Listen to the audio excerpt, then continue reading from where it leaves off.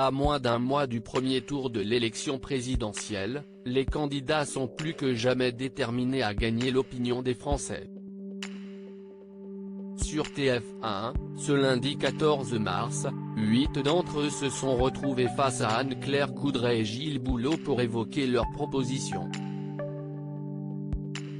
Lors de son passage, Marine Le Pen a notamment mentionné la consommation des Français, insistant sur l'importance des produits locaux et de la transparence quant à leur fabrication.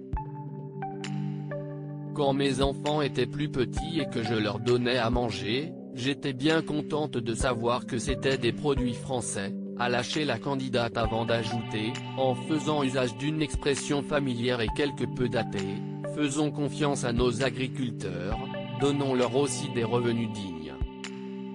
Si est-il y a un débat à avoir avec la grande distribution qui parfois, a tendance à leur serrer le kiki, il faut être honnête.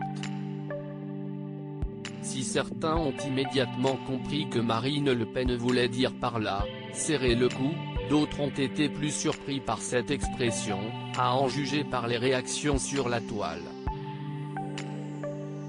Marine Le Pen utilise le terme kiki et déchaîne la toile. Y a Marine Le Pen qui vient de dire serrer le kiki là.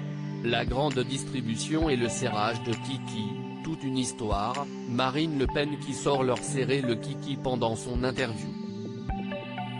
Fou rire, Marine Le Pen vient d'employer l'expression serrer le kiki.